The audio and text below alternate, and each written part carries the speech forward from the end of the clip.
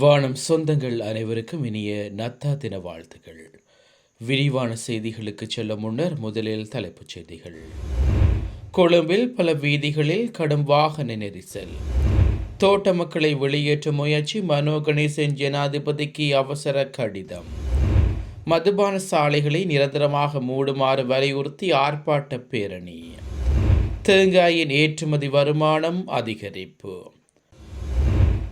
அன்பார்ந்த பார்வையாளர்களே, உங்களுடைய நிறைந்த ஆதரவை வழங்கி எமது வானன் சேனலை சப்ஸ்கிரைப் செய்யுங்கள். எனினும் இன்னும் எமது சேனலை ஆரம்பித்து 1.5 வருடங்கள் ஆகியும் எமக்கான பார்வையாளர்களின் ஆதரவு குறைவாகவே உள்ளது. மேலும் எமது சேனலை சப்ஸ்கிரைப் செய்யாமலேயே 98% பார்வையிட்டு வருகிறீர்கள். உங்களுடைய ஆதரவு எமக்கு மிகவும் முக்கியமானது. எங்களை ஊக்குவிக்கவும், எமது செய்திகளை தடையின்றி உடனுக்குடன் அறிந்து கொள்ளவும் எமது சேனலை சப்ஸ்கிரைப் செய்யுங்கள். மேலும் பெல் பட்டனை அழுத்தி எம்மை உற்சாகப்படுத்துங்கள்.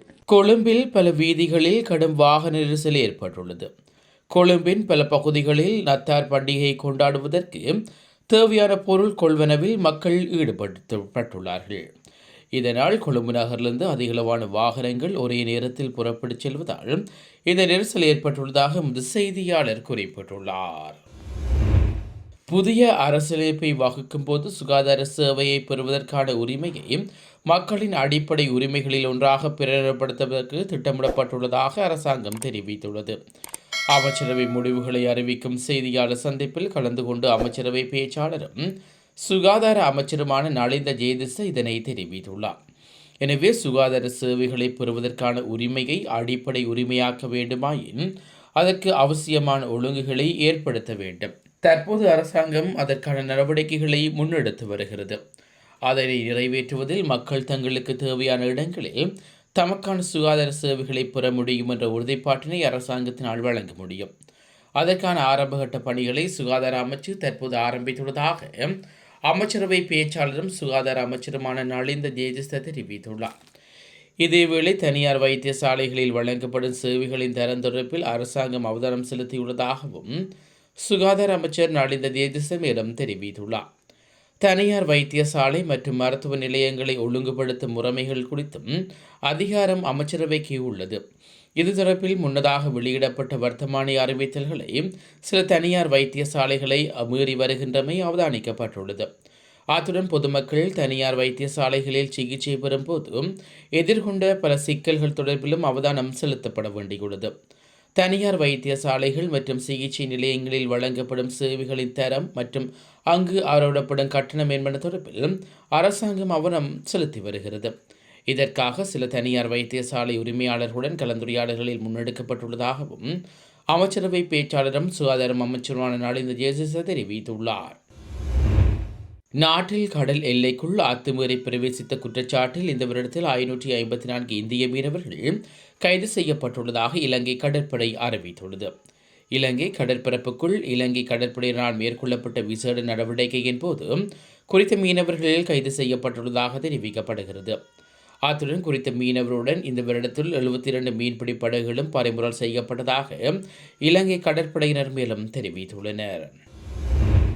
தோட்டங்களில் வசிக்கும் மக்களை வெளியேற்றும் முயற்சியை உடனடியாக தடுத்து நிறுத்த வேண்டும் என தமிழ் முற்போக்கு கூட்டணியின் தலைவரும் நாடாளுமன்ற உறுப்பினருமான மனோ கணேசன் ஜனாதிபதிக்கு கடிதம் அனுப்பியுள்ளார். ஜனாதிபதிக்கு அனுப்பிய அவசர கடிதத்தில் இரத்தினபுரியும் எஹெலியகுட மற்றும் சாண்டல்லே தோட்டத்தில் வசிக்கும் ஏழை மக்கள் தோட்ட நிர்வாகத்தால் வெளியேற்றப்பட்ட முயற்சிக்கப்படுவதாக குறிப்பிட்டுள்ளார். தோட்டங்களில் பல தலைமுறைகளாக வாழ்ந்து வந்த மக்களை நிர்வாகத்தால் வெளியேற்றக்கூடாது என்பதையும் புதிய காணி உரிமை வழங்கும் முன் அங்கு வசிப்பவர்களின் பாதுகாப்பை உறுதி செய்ய தடை உத்தரவை அறிவிக்க வேண்டும் எனவும் அவர் வலியுறுத்தியுள்ளார். இதே போன்றே பல முயற்சிகளை எதிர்த்து தங்கள் போராட்டங்களை நிறைவூட்டிய அவர் மெனாண்டன் லேவரை என்று அடையாளம் காணப்பட்டுள்ளதாக தற்போதைய அமைப்பை முற்றிலும் மாற்ற வேண்டும் எனவும் அழுத்தமாக கோரிக்கை விடுவித்துள்ளார். அத்துடன் தோட்டங்களில் வாழும் மக்கள் காரணம் கொண்டும் தோட்ட நிர்வாகிகளால் வெளியேற்றப்படக்கூடாது என்ற அவசர தடை பரிந்துரைக்கு தோட்ட நிறுவனங்களுக்கு ஜனாதிபதி அறிவிக்க வேண்டும் எனவும் குறித்த கடிதத்தில் குறிப்பிட்டுள்ளார். சுமார் 4 கோடி ரூபாய் பெறுமதியான குஷ் ரக போதைப் பொருளை இலங்கைக்கு கடத்தி வந்த சந்தேக நபர் ஒருவரை கட்டணக்க விமான நிலையத்தில் வைத்து சுங்க அதிகாரிகள் கைது செய்துள்ளனர். தாய்லாந்தில் பேங்காக் விமான நிலையத்திலிருந்து இன்று பிற்பகல் அவர் கட்டணக்க விமான நிலையத்தை வந்தடைந்துள்ளார். இதன்போது விமான நிலையத்தில் முன்னெடுக்கப்பட்ட சோதனையில் அவரது பணியப்பகுதியிலிருந்து மறைத்து வைக்கப்பட்டிருந்த 4 கிலோகிராம் 388 கிராம் எடையுள்ள குஷ்ரக போதைப் பொருள் கண்டுபிடிக்கப்பட்டுள்ளது. சந்தேக நபர் கொழும்பைச் சேர்ந்த 30 வயதுடைய முச்சக்கர வண்டி சாரதி ஒருவரவும் அவர் மேலதிக விசாரணைக்காக போதைப் பொருளுடன் காவல்துறை போதைப் பொருள் ஒடுப்பு பணியக அதிகாரியிடம் ஒப்படைக்கப்பட்டுள்ளதாகவும் சங்கத்தினர் தெரிவித்துள்ளனர். 11 கைதிகளுக்கு மரணத்தை ஏற்படுத்திய மகர சிறைச்சாலை மோதல் சம்பவம் தொடர்பான வழக்கு தொடர்பில் குற்றப்புலனாய்வு திணைக்களத்துக்கு சட்டமா அதிபரால் அனுப்பப்பட்ட கடிதத்தை வலுவற்றதாக்கி உத்தரவிடக் கோரி மேல்முறையீட்டு நீதிமன்றத்தில் மனு ஒன்று தாக்கல் செய்யப்பட்டுள்ளது. மகர சிறைச்சாலை மோதல் சம்பவத்தில் உயிர்ந்த கைதியொருவரின் மனைவி இந்த மனுவை தாக்கல் செய்துள்ளார். குறித்த வழக்குடன் தொடர்புடைய சந்தேக நபர்களை கைது செய்து நீதிமன்றத்தில் முன்னிலைப்படுத்துமாறு வெளிசர நீதிவான் குற்றப்புலனாய்வு திணைக்களத்துக்கு உத்தரவிட்டிருந்தார். எவ்வாறாயினும் அதன் பின்னர் குறித்த சம்பவம் தொடர்பான நடவடிக்கைகளை முடிவுறுத்தி கோப்புகளை மூடுமாறு அறிவுறுத்து சட்டமா அதிபரினால் குற்றப்புலனாய்வு திணைக்களத்துக்கு கடிதம் ஒன்று அனுப்பப்பட்டிருந்தது. இந்த நிலையில் சட்டமா அதிபரின் தீர்மானம் அரசியலமைப்புக்கு முரணானது என குறிப்பிட்டுள்ள மனுதாரர் சட்டமா அதிபரின் கடிதத்தை வலுவற்றதாக்கி உத்தரவிடுமாறு மேன்மையூட்டு நீதிமன்றத்தை கோரியுள்ளனர். நத்தார் பண்டிகையை முன்னிட்டு 389 சிறை கைதிகள் விசேட பொது மன்னிப்பின் கீழ் நாளைய தினம் விடுதலை செய்யப்பட உள்ளதாக சிறைச்சாலை திணைக்களம் தெரிவித்துள்ளது. இவர்களில் 4 பெண் கைதிகளும் 385 ஆண் கைதிகளும் உள்ளடங்குவதாக சிறைச்சாலை திணைக்களத்தின் ஊடக பேச்சாளர் காமினி பி திசாநாயக்க தெரிவித்துள்ளார். அதற்கு மிக சிறு குற்றங்களுக்காக தண்டனையை பெற்று வரும் கைதிகளும் அபராதம் செலுத்த முடியாமல் நீண்ட காலம் சிறை தண்டனை பெற்று வருவர்களும் நன்னடத்தை அடிப்படையில் விடுதலை செய்யப்பட உள்ளதாக அவர் மேலும் குறிப்பிட்டுள்ளார். கிளிநொச்சி மாவட்டத்தில் அதிகரித்துள்ள மதுபான சாலைகளை நிரந்தரமாக மூடுமாறு வலியுறுத்தி ஆர்ப்பாட்ட பேரணி ஒன்று முன்னெடுக்கப்பட்டுள்ளது. குறித்த ஆர்ப்பாட்ட பேரணி கிளிநொச்சி பேருந்து சாலை சந்தையில் ஆரம்பமாகி மாவட்ட செயலகம் வரை முன்னெடுக்கப்பட்டுள்ளது. இதன்போது ஜனாதிபதிக்கு கையளிப்பதற்கு மகஜர் ஒன்றும் கிளிநொச்சி மாவட்ட பதில் அரசாங்க அதிபர் எஸ் முரளிதரிடம் கையளிக்கப்பட்டதாக எமது பிராந்திய செய்தியாளர் தெரிவித்துள்ளார். அண்மையில் சீரற்ற காலநிலையினால் பாதிக்கப்பட்ட தெரிவு செய்யப்பட்ட 6 பயிர்களுக்கு இழப்பீட்டு வழங்க அமைச்சரவை முன்மொழியப்பட்டுள்ளது. இன்று நடைபெற்ற அமைச்சரவை தீர்மானங்களை அறிவிக்கும் ஊடக சந்திப்பில் அமைச்சரவை பேச்சாளர் அமைச்சர் நலிந்த தேசஸ்த இதனை தெரிவித்துள்ளார்.